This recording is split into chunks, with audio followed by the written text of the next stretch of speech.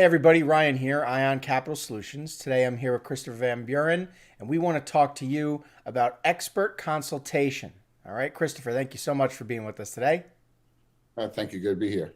Terrific, terrific. So, what the heck am I talking about? Expert consultation. Well, there's far too many salespeople out there in the marketplace that are essentially focusing on niche salesmanship, right? Just trying to sell the particular product, its rate, its term, right? Its function, whatever it is. And the problem with that methodology is you sound like everybody else. Many loan brokers sign up with the same lenders, offer pretty much the same products or have similar terms, bells and whistles around them, whatever it is. It's not about selling the product.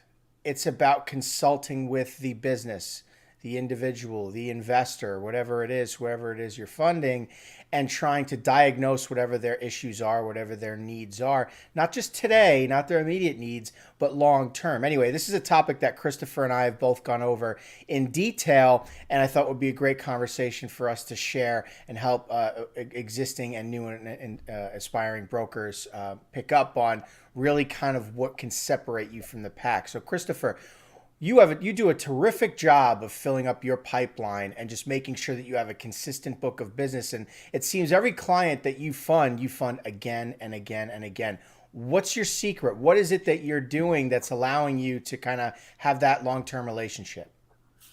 It really it comes down to how I treat them in the beginning. Again, I approach people not in the sense of an order taker, and I immediately position myself and gain control in my conversations by really being an advocate for them and really breaking down what are they trying to do and understand that we have an investor and I look at his track record. um, I need to be talking after I've done my initial quantitative, qualitative stuff, is really finding out what are they looking to do and how they're looking to build their business and how I'm that right partner that can help them through that process. So when I'm doing the deal that we're working on, I'm already talking about, well, what else do you have, down the line. A lot of my clients I set up with exposure limits, and so I'm starting out brand new guys. I'm like, look, I'm gonna give you $500,000 buying capacity. I'm gonna give you $3 million worth of buying capacity. Let's talk about how you're going to utilize and put that money out there in the marketplace and utilize it. So I'm not just happy enough saying, oh well, yeah, I got a $500,000 limit. I'm like, okay, well, how do we go about spending that money sooner than later? I generally tell people during that pitch, the first time I'm setting up with a banking relationship, it may take us 3-4 weeks to get everything done. But once we get past that point, I'm knocking down my turn times within 2 weeks. And one of those abilities is while we're in process doing this deal and the bank's got your whole file opened up, let's submit another property and let's start talking about bringing that to fruition at the same time. So again, anybody who maybe has done 1, 2, 3 projects, I can confidently say I can show you how to double your production because I'm already giving you the keys to the castle in the Right, beginning. right. Absolutely, absolutely. An analogy I use a lot when talking to new brokers is, or even existing brokers who are niche. For instance, somebody pushing equipment financing, somebody who's pushing merchant cash advance, and just kind of staying in their corner. What happens when you come up against the mature business? I mean, imagine for a second Christopher and I competing with each other for the attentions and affections of a business. Let's call it a construction group, right? Now I'm Captain Equipment Finance, right? So I'm going to call them up and I have the best equipment financing out there. My equipment financing somehow better than everybody else's equipment financing. Our rates are lower, our terms are longer, whatever it is. I don't sound different than anybody else. I'm just another person soliciting, trying to push them on a product, holding up a for sale sign. Whereas Christopher is going to dive way deeper. He's going to say, hold on a second. So you guys are a construction group, right? How do you function? Is it residential properties you're focusing on? Is it commercial properties you're focusing on? Who owns these properties? Is it you? Is it somebody else? Do you have an existing portfolio? What is your, how do you operate, right? Are these renovations or these new construction projects? Diagnosing if there's any issues in the business, understanding what the needs are of that business long term. Now, most mature construction groups have investment portfolios. So they're going to need money on the investment side, right? Bridges and cash out refis and a purchase and rehab, or some commercial, some residential. Maybe their model's buy and hold and they're looking to get a long-term mortgage, whatever it is. They have that side, but then there's the construction side, right? Sure, they need equipment financing, but most construction groups have a lot of contracts, either government contracts, right? Long-term contracts with clients. They can leverage those contracts for financing, right? Funding, whatever it is. We can issue lines of credit on the investment side, the business side. So the point I'm trying to make is niche salesmanship really only gets you so far, and it kind of puts you in the same box as everybody else, where you sound like everybody else, opposed to what Chris is talking about. I mean, he understands how to receive that first time client, how to get them established and set up, and then establish a long-term relationship and address all of their needs, and that's a big difference, right, from your average broker. And that's what people have to understand, and not many people talk about. I mean, think about it. If you're watching this video right now and you had a great client, you thought you had a deal, it looked like they were a shoe-in, you even pitched an offer, but they just never called you back. Why? It's because they talked to Christopher, or they spoke to somebody like him who understood their long-term needs, who understood how to properly consult, who offered all the products in the marketplace, not just a single product. Anyway, I'm sure this resonates with you, Christopher, and more often than not, you're having these conversations. Let me ask you a question. What are some of the mistakes that you may be seeing, Christopher? Oh, I see you stepped away from the screen for a second. There you go. What are some of the mistakes that you're seeing from some of our students as they try and conduct surveys with clients?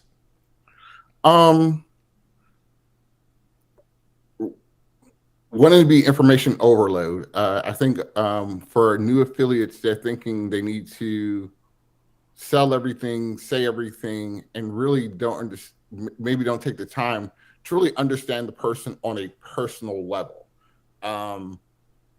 There's products and services, there's different cars, there's different things, but we go with, and it sounds cliche, but we go with people who we know, like, and feel comfortable with. And so it's just as important to, yes, have your, get down to business questions, but understanding the person, understanding their marketplace goes, a long way. I'll say I was on a follow-up call. Somebody sent on the email, funny story. I talked to her a couple of weeks ago. She remembered me. She's like, hey, I got some stuff closing. I remember our conversation was great. I really want to, increase my capacity because we talked about exposure limits. And then I was like, well, okay, so refresh me what areas she's into. And she happened to be in an area where I've helped quite a number of people in that area. And I name dropped someone who I'm associated with. And she's like, oh yeah, me and that person had this kind of great relationship. And the funny thing is, she was talking about a Christopher, but she didn't realize that it was me. So again, it's one of those things where, one, I'm looking at blessings twofold. Is that, one, I have people in the industry that have worked with me that are out in the streets working with people on a day-to-day basis, throwing my name up. But in two, because of my follow-up, because of, it wasn't about me closing her that day. It was like, all right, let me provide you the information. Let me give you kind of a funding plan, a blueprint of sort of what we could do. That now that she's ready to put stuff together, she's like, yes, send me your paperwork. Like, I was like, yeah, let's start putting together your paperwork. Let's get yourself prepared so we can jump up into this. So it's that relationship. I realize, if anybody's seen any of my old videos that I'm in, I always say I'm here for the long term. This is what I do.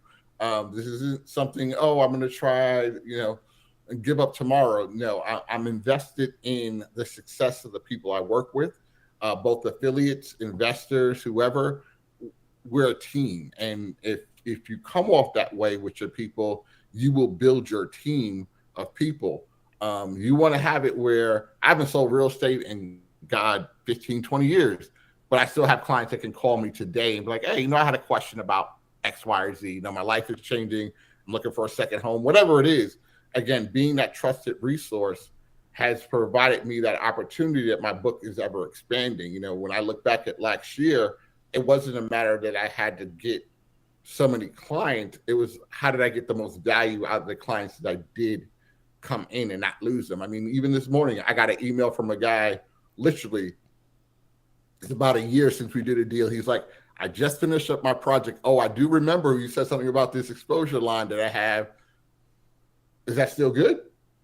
Well, sure it is. And again, it was the little follow up here and there, the conversation, guiding them through the experience, good, bad, or indifferent, just being that resource has been the key to how I'm going to grow my business and continue to grow my business. It's like, Right. I want to build my business on the referral of the next person and supplement it with other marketing strategies. I don't put all my eggs in one basket. I have learned that being in business, one basket, when it breaks, at least you would scramble eggs. Yeah. Absolutely. So, Absolutely. so Yeah. I do try to diversify, but again, being in those different areas, it's like, yes, I still have to make new contacts on my own that are cold, but I do a really good job on warmer contacts. I understand, like, hey, I'll spend the time to warm up a group, isolate that group, and then focus in on them, give them the attention they need. When a deal goes, if there's a problem with the deal being accountable, people appreciate that. The extra phone call, the extra email, the I ain't got good news, but I'm gonna tell you how it is type scenarios. Those are all the keys that kind of build you out and make you an asset for someone long term and not an order taker. I want to be rememberable. I don't want to feel like, it's Chipotle, give me the number 4. Right. 100%. 100%. Yeah. And I think many people in this space or just in sales in general sort of miss that aspect of it. I mean, it's about being a wealth of knowledge, right? And somebody who leverages their experience, right? And about being a part of somebody's network and a go-to when you have a question about a particular part of the industry, right? A necessary part that individual needs. That's what people are looking for in sales. There's no such thing as a product, no matter what you're in. It's about the individual, the person. Does that person bring value, right? Is that value what I need to take my business to the next level kind of thing? And as you can see, Christopher does a terrific job of doing that, so much so that years pass by and people will still call him up and ask him because they know he's a source of that information. And it's funny, with the approach you have, Christopher, you're creating this sense of urgency, but the urgency isn't, we have to do a deal right now. We have to do it right now. You have to buy. That's not the urgency. The urgency is, hey man, I'm a choo-choo train. And with or without you, train's leaving the station, right? I'm doing business all day long, every day. When you're ready to board, you let me know. Here's your ticket. Next. And you keep moving. And every so often, sure, you shoot out an email, whatever it is. You let them know. You remind them, whatever it is. But people who are out there waving a for sale flag, trying to push a particular product and sell, the second a client says to you, oh, what's your rate? What's your term? And you start jumping into that conversation, you're done. You're finished. You sound like everybody else. Just like Christopher said a moment ago, sometimes you have to have that hard conversation. You have to set somebody straight. Say, that's not how it works. For instance, when somebody says to the two of us, what's your rate? What's your term? Why should I work with you instead of somebody else? And tries to, put their broker cap on for a minute, even though they're a borrower.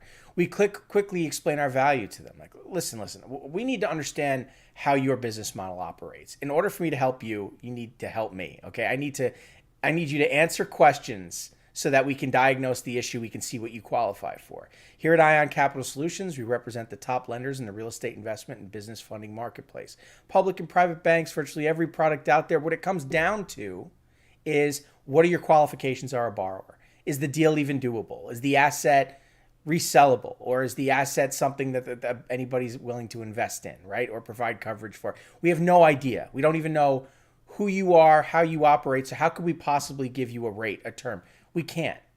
So we need to have a proper discussion here. And if you're not willing to have that discussion, well, good luck to you. And next, because somebody else is going to be willing to have that conversation, to provide those answers. And what that does is position us as the leader, right? And then it comes down to, listen, the value of what we can provide to you is a quote for free within 24 hours without pulling your credit to let you know what's available to you in the nationwide marketplace. Not a problem, but we need information. So how do you operate? And then through that conversation, we're understanding how that business functions, what their past borrowing habits are, right? What their current needs are. And that lets us know what we can do in the future. It allows us to prepare. And through building that relationship, we're arming ourselves with information. and we're providing a plan. So when it's time to finally provide true value and offer the quote or put together the financial plan, whatever it is, we sound different than anybody else and we come correct because we're informed.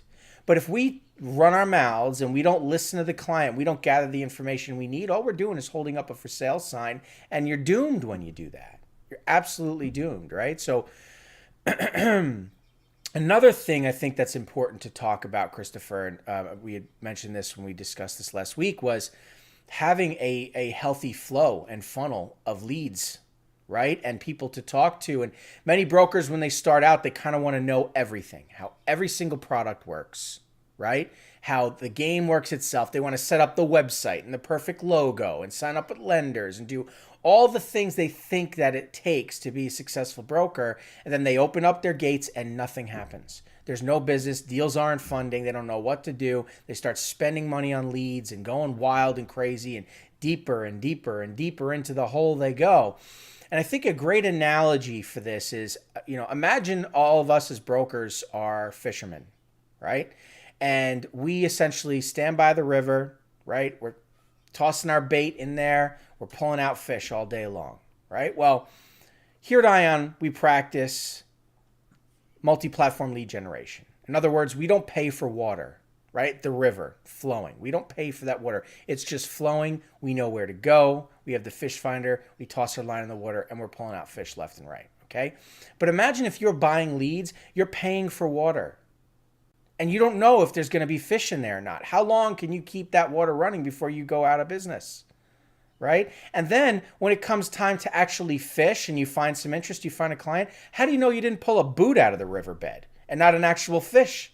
Mm-hmm. Right? If you're not qualifying, if you're not underwriting, if you don't understand how your products work, how to qualify a client, whether or not they qualify based on their financials, their affordability, the asset, its resellability, whatever it may be, you have no chance of making money in this industry. And so this is another thing I think people really don't understand, right? And Christopher, when new students come in here and you and I are kind of having a conversation with them about how to get started, the first thing we talk about is them setting up their marketing campaign, right? Getting that healthy flow of water going. And yet a lot of them kind of don't want to do that, right? They just want to sit back and pull out their notebook and take some notes and ask questions, but they're not active, right? Can you elaborate? It's I always find that kind of interesting. But even, we talk multi-platform approach. I think people really have to maybe do a better job diagnosing what really is a lead. There's data, which is done through, we have organic methods that we collect data in. We have paid methods that are data points and stuff like that. But everybody thinks that, I got leads. That's not the lead. That's the data. And literally, you have to take your source of gathering your correct buyer profiles, and now you need to segment that raw data into lead categories or lead buckets. And that's where people kind of drop the ball. They're all like, okay, well, what about, how do I do a portfolio? How do I do a mobile park? And it's not really, it's just, how do you take the data, that massive amount of data, no matter how you do it? Because some people, they're going to pay for a name, telephone number, email address, just to save them time. Like, look, I ain't got time to prospect organically. Let me just buy some names. But then they're like, I got leads. You bought data. And so it's not until you take that data and say, okay, now let me reach out to that data. That's why I need my marketing system set up, have a way of doing that consistently, that now I'm turning that data and I'm creating leads, and I'm now putting them in the right buckets. Is this a hot lead? Is this a lukewarm lead?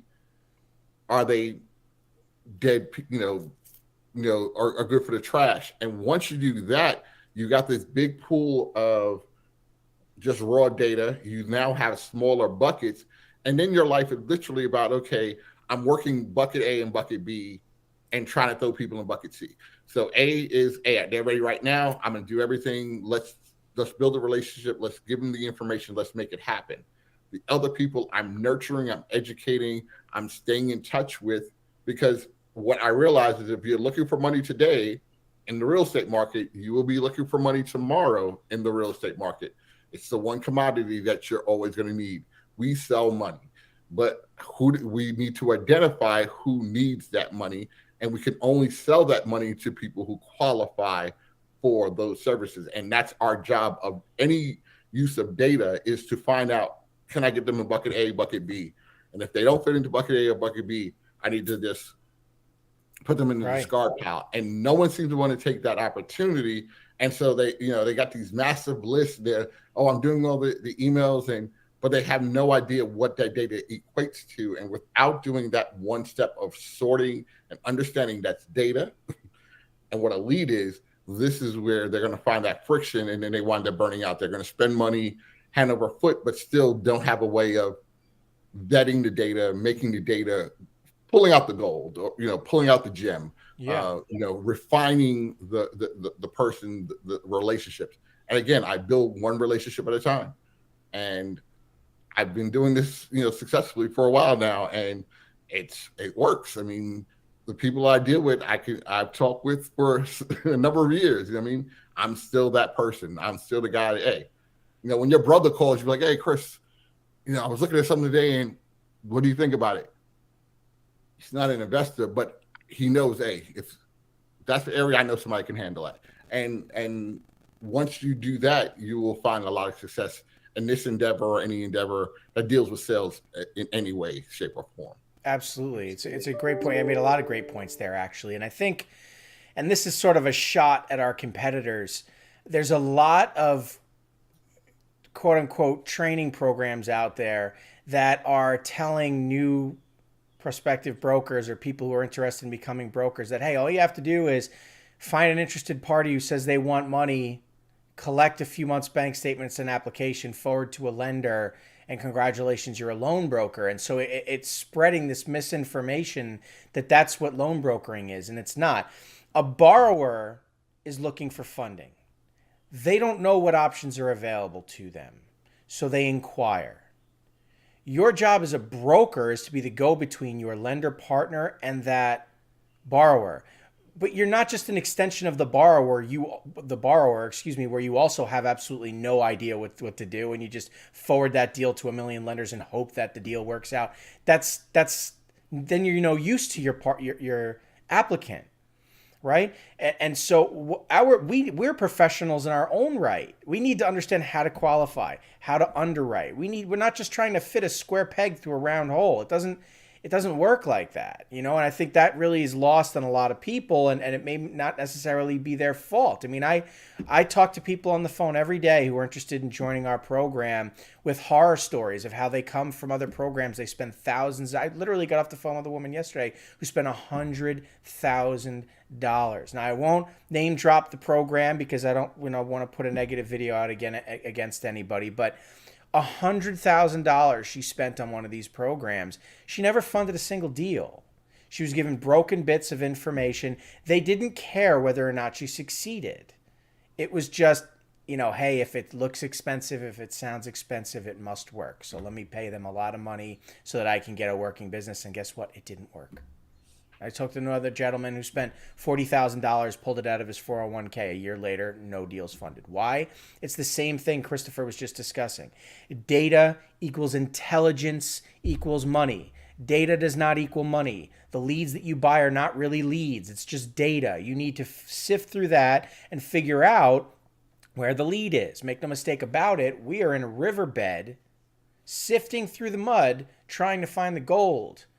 Right? We need to understand our function, our process. And if we're not educated on how to properly qualify clients for a variety of products, whether they're unsecured, if they are secured, what kind of an asset they're secured to, is it real estate, is it equipment, is it a vehicle, what type of assets you can even utilize to secure a loan, right? Are you even aware? It comes down to resellability. Can that asset, in the case of default, be resold?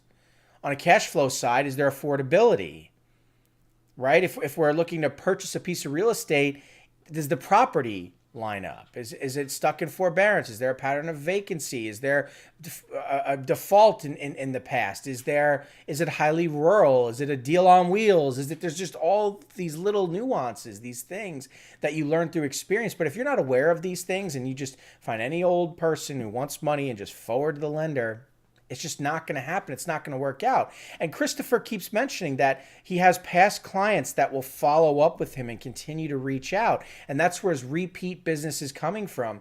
Stop and think. If Christopher didn't spend time properly educating his clients and providing value and insight into the industry and helping them understand the process correctly, if he didn't, they would never come back to him. If he was just taking their information and firing off to lenders and they're getting inquiry after inquiry on their credit and they're not getting the help they need, why would they ever call Christopher back? And where is the long-term model with that kind of mindset? There is none. You're just always going to be in a position of chasing down new business instead of rolling through that Rolodex. You know, I mean, how many of us in sales see that old guy on the sales floor who looks like he's been doing this for 50 years. And all the young guys are pounding the phones and they're freaking out and they're running around. You got that guy who's just sitting back, flipping through his Rolodex.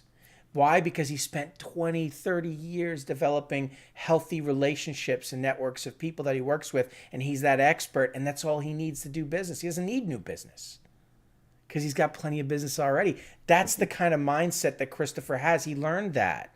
And so that's what we're trying to share with all of you today, right? Is essentially how do you position yourself in the marketplace, right? What should you be focusing on, right? What are the important bits of being a business loan broker when it comes to having a healthy funnel and converting that data? And there's obviously a lot more to this, but this is the conversation. These are the thoughts any person in loan brokering, whether you're experienced but struggling or you're doing this for the first time, this is where your head should be. Not trying to build a business, not trying to buy leads, you don't want to start. Imagine if we're on a line, right, about to begin a race. And before you start the race, you're going to dig yourself into a 6-foot hole. That's what you're doing when you start spending all this money on stuff you don't need. Instead of just from the beginning, just start running. You got to get out there in the marketplace, leverage experience, mentorship. You can do that here at Ion, or you can go take a job in the industry. Either way, that's much better than trying to just build your own business without any experience at all. Do you agree, Christopher? Oh, for sure. So many things sound good. I mean, the bells, the whistles, the zeros, the commas, the life freedom. There is freedom. I am free to do things, but it still requires work. Freedom and work kind of have to go hand in hand. I do have the ability to dictate my schedule, but if I'm not feeding and doing my processes and have my processes in place, I will become stagnant. I tell people, new or old, anybody can potentially get lucky, hit a phone call, and get that first deal and like, boom, oh, I made some money. But as soon as that money is spent, they're lost in the wilderness again because they weren't doing the repeatable actions that they need to take on daily. That brings the book in. To me, like when I close, like everybody hears me when I talk about a closing, I'm like, dang, I need new deals to replace. If I close 2, I need 4 more deals. I close 4, I need 8 more deals because even the truth is, even when I have a pipeline, I can say at the end of the year I had a quite significant pipeline, but life being what it is, Murphy jumped in and he put some kibosh on a couple of those deals, but it didn't stop me from still generating income because I had my pipeline full. And so I constantly understand it's like I'm invested in my person's success. I'm not invested in the individual outcome of every particular transaction because I have to understand that some deals, no matter what the intentions are, can go sideways or will prolong for reasons that are out of our control. There's a zoning issue that only happens to be this one property in this one area, and anybody who's familiar with permits or something like that, asking the city to get you some answers on anything is a drawn out process, but you have to be accountable to your lender, keep your lender involved, keep your client engaged, keep the sales attorney. We're all in it collectively to make things happen, and we're not coming up with issues to make them issues, but it's that constant stream of communication. So, long term, that's what's been beneficial. It's having the processes in place, keeping the pipeline active, being accountable, reaching out, being a person. At the end of the day, when a person calls up their physician, their doctor, or they want someone who they can speak with, has an understanding of who they are as a person, an individual, what their problems are, and help them walk through. And that's what we do here at ION. We can walk you through the process, but you have to have something to diagnose. We give you a lot of tools, but if you just sit there and be like, oh, well, what do I do next? If you didn't get out in the dirt and start panhandling, you'll never get gold in your plate. And that would be the one critique I would give anybody. It's like, be willing to jump in, be willing to get wet, be willing to do it. What you're able to leverage here at ION is the fact that you're already working with people who are doing it, and they do it every day. And so you can speak to someone with the success that you're leveraging our success. But look, I don't have to have all the answers, but I got a guy that's going to definitely make sure this is the right deal for you. I just got to get y'all guys together, and we're going to rock and roll. And so, but you have to just be willing to just be there for people. This is a service industry.